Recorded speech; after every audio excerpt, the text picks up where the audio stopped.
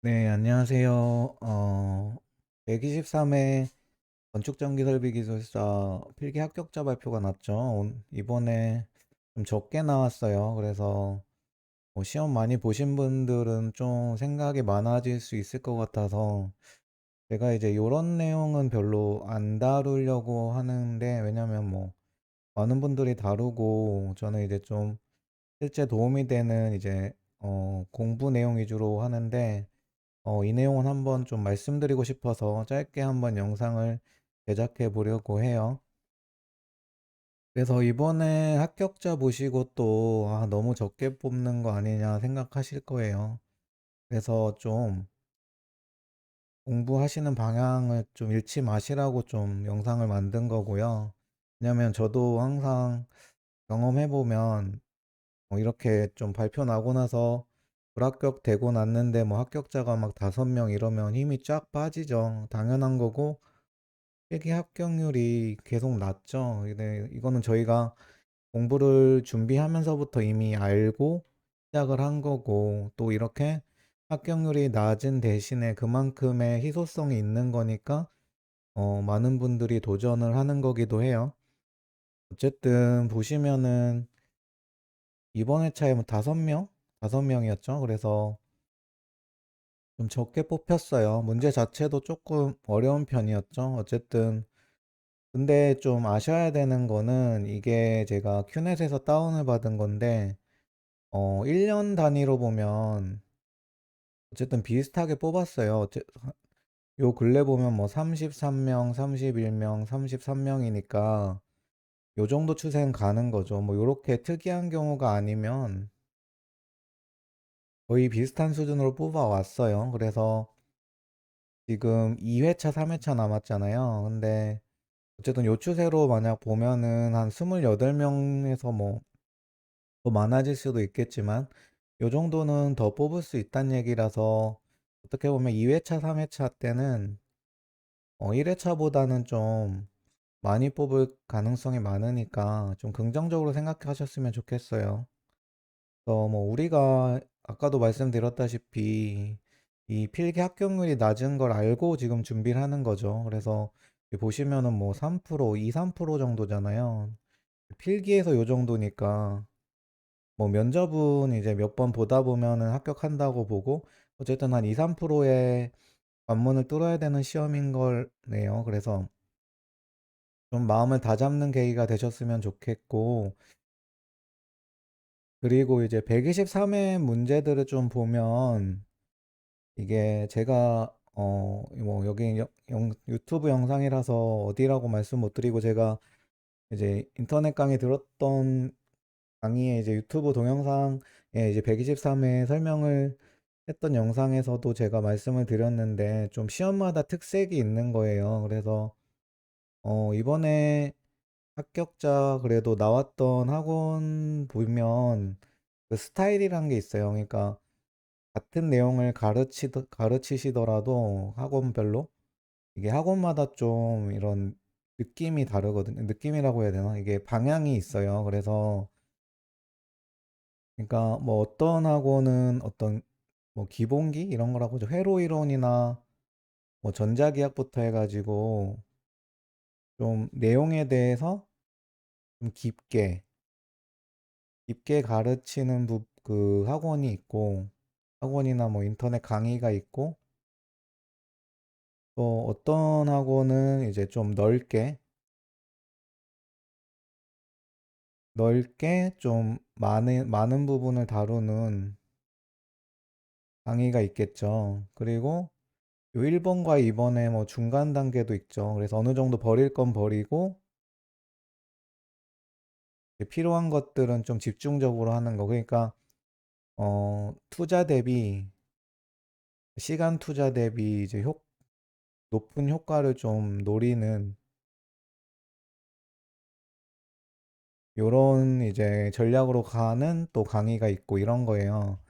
제가 말씀드리고 싶은 건 뭐 요런 특징을 설명드리려는 게 아니라, 이게 기술사 시험을 제가 해보니까 이게 방법이 딱 정해진 게 아니에요. 그러니까 이렇게 깊게 보고 요게 뭐 정답인 것도 아닌 거고 넓게 많이 다루는 게 정답인 것도 아니고 요 3 번처럼 하는 게 정답인 것도 아니에요. 그냥 좀 기다린다는 의미? 그러니까 뭐 이번 회차는 어떤 공부 방법이 맞을 수가 있고 다음 회차는 또 다른 방법이 맞을 수가 있고 다음 회차는 또 다른 방법이 맞을 수가 있는 거예요. 그래서 아마 이제 공부하시는 분들 저도 그랬는데 이게 뭐 점수 나오고 나서 이제 좀 이제 혼란스럽죠. 그래서 이제 '공부 방법을 아예 바꿔야 되나.' 요런 생각도 하실 건데 그러지 마시라고 좀 영상을 만든 것도 있어요. 그래서 어느 정도 지금 내가 공부를 해 보니까 어느 부분이 부족해서 좀 더 이제 플러스 알파로 더 공부해야겠다. 뭐 예를 들어 이번 시험에는 좀 전자기하학이 몇 개 나왔잖아요. 그래서 내가 전자기하학은 아예 준비를 안 했는데 이렇게 가끔 나오니까 요럴 때 좀 잡기 위해서는 쪼끔은 해야겠다. 뭐 요런 식으로 접근해야 되지 내가 2 번으로 하고 있는데 '아 지금 해 보니까 1 번으로 가야 되겠다.' 요러면은 완전히 꼬여 버려요. 그럼 이거는 시간을 다시 엄청나게 써야 되거든요.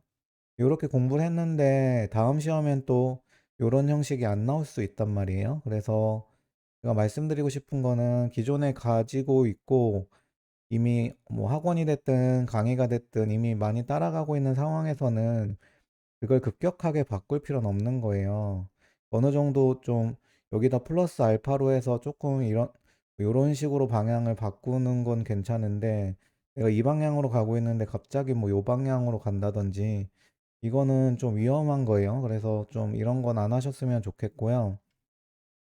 그래서 이번 시험은 좀 그래서 좀 깊게 공부했을 때 좀 유리했던 시험이에요. 제가 타 유튜브 영상에서도 이런 좀 얘기를 했었는데 왜냐면 좀 내공이 필요한 문제들이 많았거든요. 예를 들어서 요런 거 안락사고 시에 뭐 2분의 1 사이클 최대가 되는 이유 요런 것도 뭐 간단하게 적을 수도 있지만 진짜 뭐 파형 그려 주고 좀 회로 이론적으로 이제 인덕턴스의 작용을 이용해서 요런 걸로 설명해 줬으면 되게 높게 받았을 점수고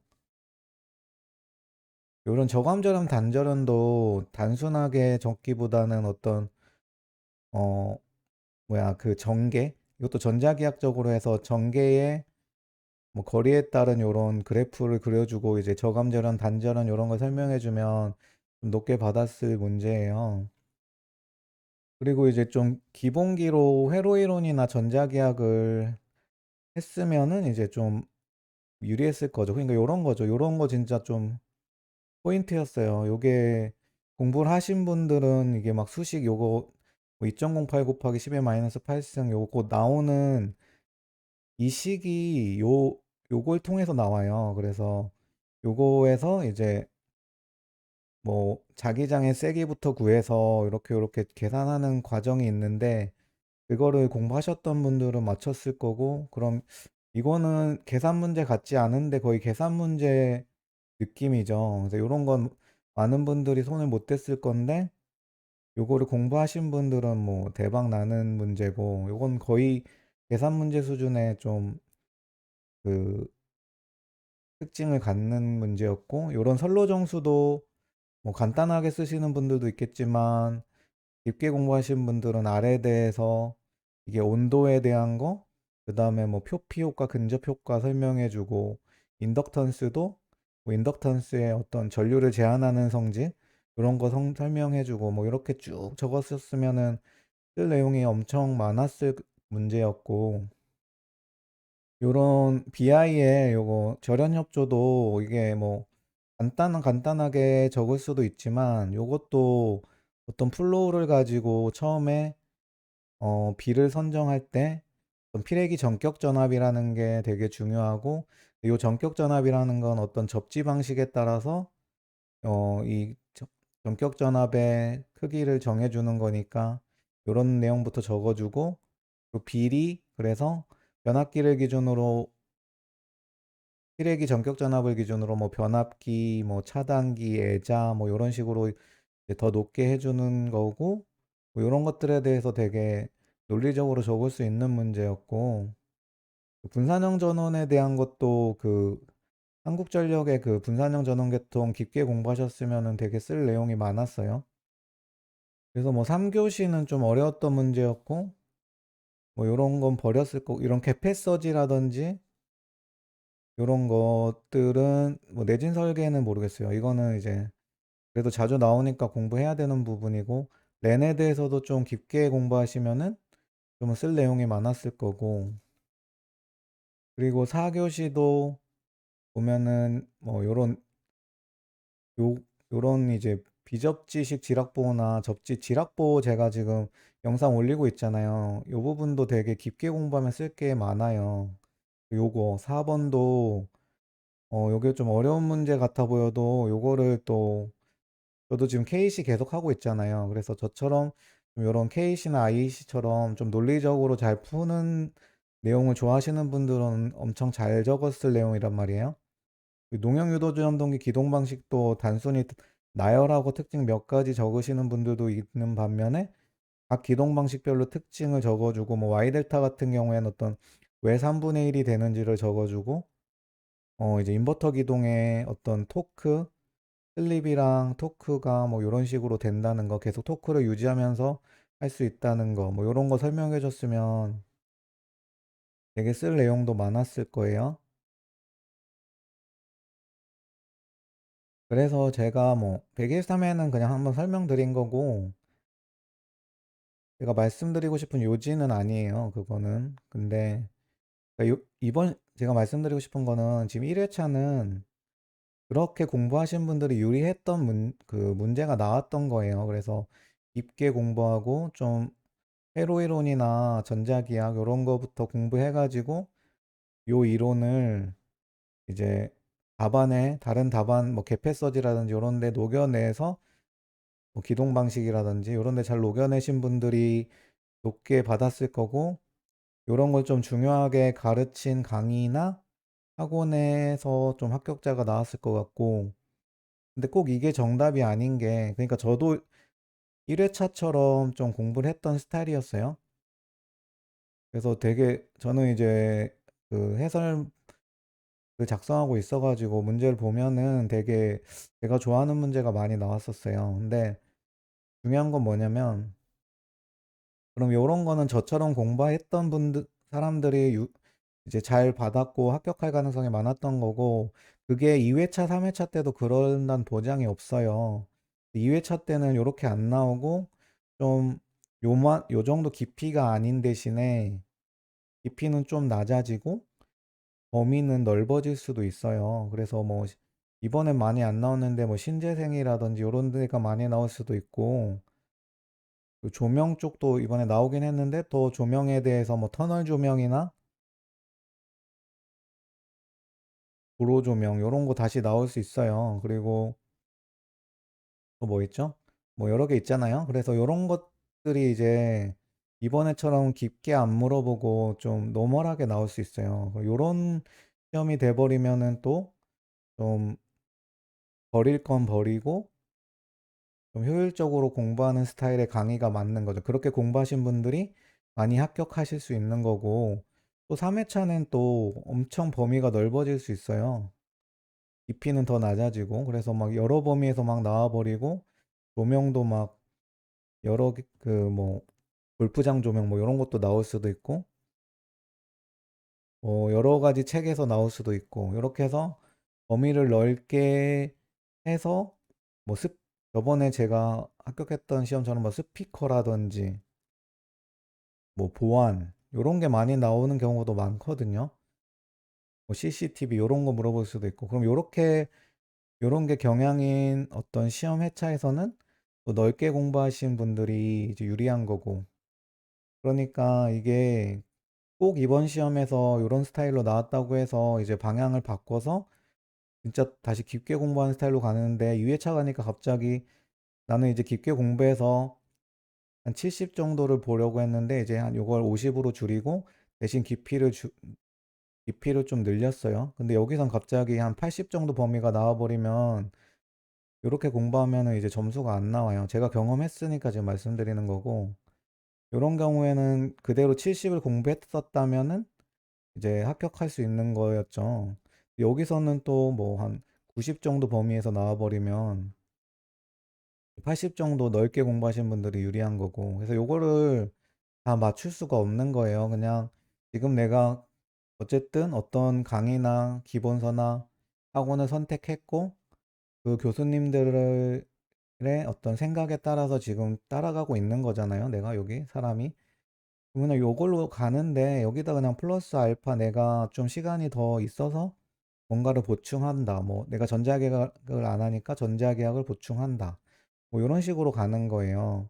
그래서 내 공부 스타일이랑 맞는 거를 처음에 좀 잘 세팅하는 게 중요한 거고, 일단 선택을 했고 1년 이상 하고 계시다면 요걸 그냥 일단 따라가세요. 따라가고 이제 플러스 알파로 하셔야지, 아예 이걸 방향을 바꾸는 거는 위험해요.